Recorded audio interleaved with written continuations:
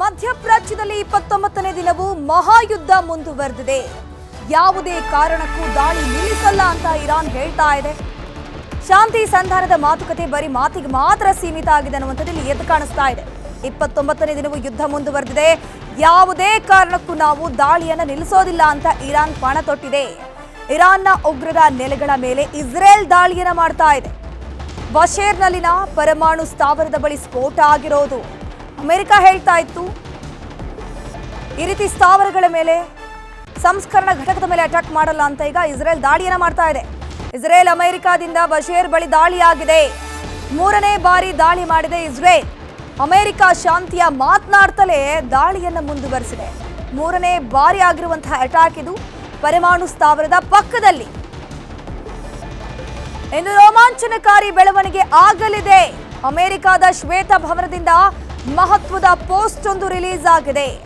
ಯುದ್ಧ ನಿಲ್ಲತ್ತಾ, ಇನ್ನಷ್ಟು ಕಡೆ ದಾಳಿ ಮುಂದುವರಿಯುತ್ತಾ ಅನ್ನುವಂಥ ಪ್ರಶ್ನೆ. ಒಂದ್ ರೀತಿ ಶ್ವೇತ ಭವನದ ಪೋಸ್ಟ್ ಹೇಳ್ತಾ ಇದೆ ಈ ಯುದ್ಧದಲ್ಲಿ ಇನ್ನಷ್ಟು ತೀವ್ರತೆ ಕಾಣಿಕೊಳ್ಳುವಂತಹ ಒಂದು ಚಾನ್ಸಸ್ ಇದೆ ಅನ್ನುವಂಥದ್ದು ಆ ಪೋಸ್ಟ್ ನಲ್ಲಿ ಮೇಲ್ನೋಟಕ್ಕೆ ಗಮನಿಸ್ತಾ ಹೋಗಬಹುದು. ದಾಳಿ ಇನ್ನೂ ಕೂಡ ನಿಂತಿಲ್ಲ. ಪರಮಾಣು ಸ್ಥಾವರಗಳ ಮೇಲೆ ಅಟ್ಯಾಕ್ ಆಗ್ತಾ ಇದೆ, ಅಂದ್ರೆ ಅಕ್ಕಪಕ್ಕದಲ್ಲೇ ದಾಳಿಗಳಾಗ್ತಾ ಇದೆ. ನಾಳೆ ಪರಮಾಣು ಸ್ಥಾವರದ ಮೇಲೆ ಕೂಡ ಅಟ್ಯಾಕ್ ಆಗುವಂತ ಚಾನ್ಸಸ್ ಇದೆ. ಈಗ ಇರಾನ್ ಕೂಡ ಸುಮ್ಮನೆ ಕೂತಿಲ್ಲ, ಪ್ರತಿ ದಾಳಿಯನ್ನ ಮಾಡ್ತಾನೆ ಇದೆ. ಇಸ್ರೇಲ್ ನಾಗರಿಕರನ್ನು ಗುರಿಯಾಗಿಸಿ, ನಾಗರಿಕರ ಒಂದು ಮನೆಗಳನ್ನ ಗುರಿಯಾಗಿಸಿ ಅಟ್ಯಾಕ್ ಅನ್ನ ಮಾಡ್ತಾ ಇದೆ. ನಾಗರಿಕರಿಗೂ ಕೂಡ ಹಾನಿಗಳಾಗ್ತಾ ಇದೆ. ಒಂದ್ ರೀತಿ ಯುದ್ಧ ನೀತಿಯನ್ನ ಅಮೆರಿಕ ಮತ್ತು ಇಸ್ರೇಲ್ ಇಲ್ಲಿ ಬ್ರೇಕ್ ಮಾಡಿರುವಂತದ್ದು ಕಂಪ್ಲೀಟ್ ಆಗಿ ಗೊತ್ತಾಗ್ತಾ ಇದೆ. ಟೆಲ್ ಅವೀವ್ ಮೇಲೆ ಇರಾನ್ ದಾಳಿಯನ್ನ ಮಾಡ್ತಾ ಇದೆ. ಇರಾನ್ ದಾಳಿಯಿಂದಾಗಿ ಟೆಲ್ ಅವೀವ್ ಅಕ್ಷರಶಃ ಸ್ಮಶಾನದ ರೀತಿ ಆಗ್ತಾ ಇದೆ. ಇರಾನ್ ದಾಳಿಯಿಂದ ಓರ್ವ ನಾಗರಿಕ ಸಾವನ್ನಪ್ಪಿದ್ದಾರೆ. ಸೌದಿಯ ಹಲವು ಕಡೆ ಇರಾನ್ ಅಟ್ಯಾಕ್ ಅನ್ನು ಮುಂದುವರೆಸಿದೆ. ಅಕ್ಕಪಕ್ಕದ ರಾಷ್ಟ್ರ, ಮಧ್ಯಪ್ರಾಚ್ಯದ ರಾಷ್ಟ್ರ, ಕೊಲ್ಲಿ ರಾಷ್ಟ್ರಗಳಲ್ಲೂ ಕೂಡ ಯುದ್ಧದ ಎಫೆಕ್ಟ್ ಇರುವಂತದ್ದು. ಅಲ್ಲೂ ಕೂಡ ಅಟ್ಯಾಕ್ಗಳಾಗ್ತಾ ಇದೆ. ಸೌದಿಯಲ್ಲಿ ಅಮೆರಿಕ ಸೇನೆ ನೆಲೆ ಮೇಲೆ ಅಟ್ಯಾಕ್ ಮಾಡ್ತಾ ಇದೆ. ಸೇನಾ ನೆಲೆಯನ್ನೇ ಇರಾನ್ ಉಡೀಸ್ ಮಾಡಿದೆ. ಸೌದಿಯಲ್ಲಿರುವಂತಹ ಸೇನಾ ನೆಲೆಯ ಮೇಲೆ ಟಾರ್ಗೆಟ್ ಮಾಡಿ ಅದನ್ನು ಉಡೀಸ್ ಮಾಡಿರುವಂತದ್ದು ಇರಾನ್. ನೀರಿನ ಪ್ಲಾಂಟ್ ಸ್ಫೋಟ ಮಾಡಿದೆ ಇರಾನ್. ಇರಾಕ್ ಇರಬಹುದು, ಅರ್ದಾಖಾನ್ ಮೇಲೆ ದಾಳಿಯಾಗಿರೋದು. ಯಾಜ್ ಪ್ರಾಂತ್ಯದಲ್ಲಿ ಇರಾನ್ ಸತತ ದಾಳಿಯನ್ನ ಮುಂದುವರಿಸ್ತಾ ಇದೆ.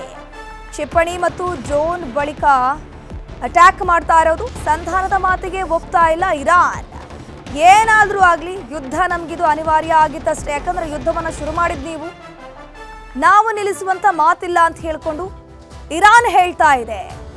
ವಾಟರ್ ಪ್ಲಾಂಟ್ಗಳ ಮೇಲೆ ಅಟ್ಯಾಕ್ ಆಗಬಾರ್ದು ಅಂತ ಅಮೆರಿಕ ಕೂಡ ಮೊನ್ನೆ ಅಷ್ಟೇ ಪೋಸ್ಟ್ ಅನ್ನ ಹಾಕಿತ್ತು. ಇರಾನ್ ಇಸ್ರೇಲ್ಗೂ ನಾವು ಇದ್ರ ಬಗ್ಗೆ ವಾರ್ನ್ ಮಾಡಿದ್ವಿ.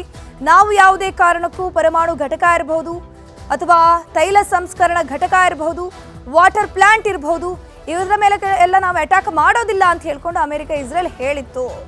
ಈಗ ಇರಾನ್ ಪ್ರತಿದಾಳಿ ಎನ್ನುವಂತೆ ಸೌದಿ ಮೇಲೆ ಅಟ್ಯಾಕ್ ಮಾಡ್ತಾ ಇದೆ. ಸೌದಿಯಲ್ಲಿರುವಂತಹ ಅಮೆರಿಕದ ಸೇನಾ ನೆಲೆ ಮೇಲೆ ಅಟ್ಯಾಕ್ ಮಾಡ್ತಾ ಇದೆ. ಟೆಹರಾನ್ ಯೂನಿವರ್ಸಿಟಿ ಬಳಿ ಅಮೆರಿಕ ಸೇನೆಯಿಂದ ದಾಳಿಯಾಗಿದೆ. ಇರಾನ್ ಹಾಗೂ ಅಮೆರಿಕ ನಡುವೆ ಕಂಡೀಷನ್ಸ್ ವಿಚಾರಕ್ಕೆ ಇನ್ನೂ ಕೂಡ ತಿಕ್ಕಾಟ ಮುಂದುವರೆದಿದೆ. ಒಂದಷ್ಟು ಕಂಡೀಷನ್ ಅನ್ನು ಇಟ್ಕೊಂಡು ಕದನ ವಿರಾಮವನ್ನ ಅಮೆರಿಕ ಘೋಷಣೆ ಮಾಡಿತ್ತು. ಬಹರೇನ್ ಅಮೆರಿಕ ಸೇನಾ ನೆಲೆ ಮೇಲೆ ದಾಳಿ ಮುಂದುವರೆದಿದೆ. ಸುಮಾರು 10ಕ್ಕೂ ಅಧಿಕ ಬಾರಿ ಸ್ಫೋಟ ಆಗ್ತಾ ಇರೋವಂಥದ್ದು. ಇಲ್ಲಿ ಇರಾನ್ ಪುಟ್ಟ ರಾಷ್ಟ್ರ ಏನು ಕೂಡ ಮಾಡೋಕ್ಕಾಗಲ್ಲ, ಈ ಯುದ್ಧದಲ್ಲಿ ಅವರೇ ಮಂಡಿಯೂರಿ ಬರ್ತಾರೆ ಅಂತ ಹೇಳ್ಕೊಂಡು ಅಮೆರಿಕ ಮತ್ತು ಇಸ್ರೇಲ್ ಅನ್ಕೊಂಡಿತ್ತು. ಬಟ್ ಈಗ ಅಮೆರಿಕದ ಸೇನಾ ನೆಲೆಗಳ ಮೇಲೆ ಇನ್ನಷ್ಟು ದಾಳಿ ಮಾಡೋದಾಗಿ ಇರಾನ್ ಎಚ್ಚರಿಕೆಯನ್ನು ಕೊಡ್ತಾ ಇದೆ.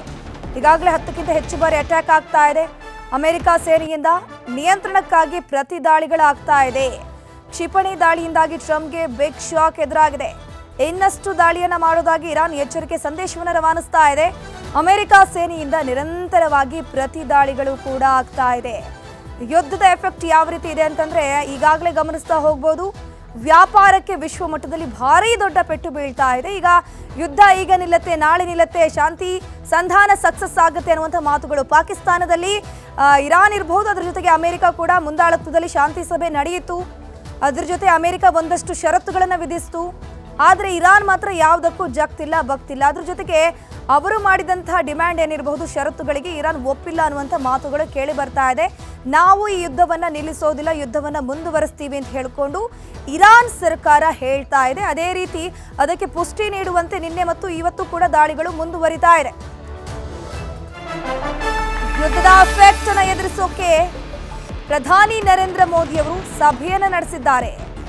ಎಲ್ಲ ರಾಜ್ಯಗಳ ಸಿಎಂಗಳ ಜೊತೆ ಸಮಾಲೋಚನೆಯನ್ನ ನಡೆಸಿರೋದು. ಗ್ಯಾಸ್ ಇರಬಹುದು, ತೈಲದ ಅಭಾವ ಎದುರಿಸೋಕೆ ಮೋದಿ ಕರೆ ಕೊಟ್ಟಿದ್ದಾರೆ. ಈಗಾಗಲೇ ಗ್ಯಾಸ್ ಅಭಾವ ಎದುರಿಸಲಾಗಿದೆ ಅಂಡ್ ಆಲ್ರೆಡಿ ಅದಕ್ಕೆ ಆಲ್ಟರ್ನೇಟಿವ್ ವೇ ಅನ್ನು ಕೂಡ ತಂದುಕೊಡಲಾಗಿದೆ. ತೈಲದ ಅಭಾವ ಕೂಡ ಎದುರಾಗುತ್ತಲ್ಲ, ಇದನ್ನ ಎದುರಿಸೋಕೆ ನರೇಂದ್ರ ಮೋದಿ ಕರೆ ಕೊಟ್ಟಿದ್ದಾರೆ. ಉದ್ಯಮಿಗಳಿಗೆ ಹೆಚ್ಚುವರಿ 20% ಗ್ಯಾಸ್ ಪೂರೈಕೆಯ ಭರವಸೆ ಕೊಟ್ಟಿರೋದು. ಹೋಟೆಲ್ಗಳು, ಪಿಜಿಗಳು, ಹಾಸ್ಟೆಲ್ಗಳು ಎಲ್ಲಾ ಕಡೆಯಲ್ಲೂ ಕೂಡ ಗ್ಯಾಸ್ ಅಭಾವ ಉಂಟಾಗಿದೆ. ಸೊ ಉದ್ಯಮಕ್ಕೆ ಹೆಚ್ಚುವರಿಯಾಗಿ 20% ಗ್ಯಾಸ್ ಪೂರೈಕೆ ಮಾಡ್ತೀವಿ. ರಾಜ್ಯ ಸರ್ಕಾರಗಳ ಸಹಕಾರವನ್ನ ಪ್ರಧಾನಿ ನರೇಂದ್ರ ಮೋದಿ ಕೋರಿದ್ದಾರೆ. ನಿನ್ನೆ ವಿಡಿಯೋ ಕಾನ್ಫರೆನ್ಸ್ ಮೂಲಕ ಎಲ್ಲಾ ರಾಜ್ಯದ ಸಿಎಂಗಳ ಜೊತೆ ಪ್ರಧಾನಿ ನರೇಂದ್ರ ಮೋದಿ ಸಭೆಯನ್ನು ನಡೆಸಿದ್ರು. ಅದರಲ್ಲಿ ಗ್ಯಾಸ್ ಅಭಾವದ ಬಗ್ಗೆ, ತೈಲ ಅಭಾವದ ಬಗ್ಗೆ ಒಂದಷ್ಟು ಚರ್ಚೆಯನ್ನು ನಡೆಸಿದ್ದಾರೆ. ಪರ್ಯಾಯ ಮಾರ್ಗವನ್ನು ಕೂಡ ಹುಡುಕುವಂಥ ಕೆಲಸ ಆಗಿದೆ. ನಮ್ಮಲ್ಲಿ ಆಹಾರ ಸಚಿವ KH ಮುನಿಯಪ್ಪ ಅವರು ನಿನ್ನೆ ಪ್ರಧಾನಿ ನರೇಂದ್ರ ಮೋದಿ ಅವರ ಸಭೆಯಲ್ಲಿ ಪಾಲ್ಗೊಂಡಿದ್ರು. ನಮ್ಮ ರಾಜ್ಯದಲ್ಲಿ ಏನೆಲ್ಲ ಸಮಸ್ಯೆಗಳಾಗ್ತಾ ಇದೆ ಅನ್ನೋದ್ರ ಬಗ್ಗೆ ಅವರ ಗಮನಕ್ಕೆ ತಂದಿದ್ದಾರೆ.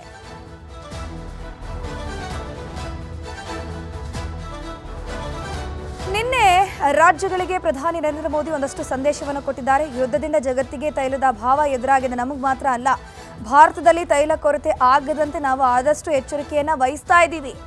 ಎಲ್ಲ ರಾಜ್ಯಗಳಿಗೂ ಕೂಡ ತೈಲ ಅನಿಲ ಪೂರೈಕೆ ಆಗ್ತಾ ಇದೆ.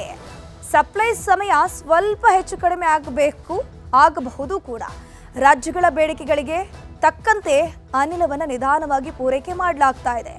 ಎಲ್ಲ ರಾಜ್ಯಗಳ ಸಹಕಾರ ನಮ್ಗೆ ಅತಿ ಮುಖ್ಯ ಅಂತ ಪ್ರಧಾನಿ ಮೋದಿ ಮನವಿ ಮಾಡ್ಕೊಂಡಿದ್ದಾರೆ. ಎಲ್ಲರೂ ಟೀಮ್ ಇಂಡಿಯಾ ರೀತಿ ನಾವು ಕೆಲಸ ಮಾಡೋಣ. ರಾಜ್ಯಗಳ ಸಮನ್ವಯತೆ, ಸಹಕಾರ ಕೇಂದ್ರದ ಜೊತೆಗೆ ಇರಬೇಕು. ಸಿಎಂಗಳ ಸಭೆಯಲ್ಲಿ ಪ್ರಧಾನಿ ನರೇಂದ್ರ ಮೋದಿ ಮನವಿಯನ್ನ ಮಾಡಿಕೊಂಡಿದ್ದಾರೆ. ರಾಜ್ಯಗಳಲ್ಲಿ ಎಷ್ಟು ಬೇಡಿಕೆ ಇದೆ ನೋಡಿ, ಅನಿಲ ಅಷ್ಟು ಪೂರೈಕೆಯನ್ನ ಮಾಡ್ತೀವಿ, ಬಟ್ ಸಪ್ಲೈ ಆಗೋದ್ರಲ್ಲಿ ಸ್ವಲ್ಪ ವಿಳಂಬ ಆಗುತ್ತೆ. ಈಗಾಗಲೇ 2-3 ಶಿಪ್ಗಳು ಬಂದಿದೆ.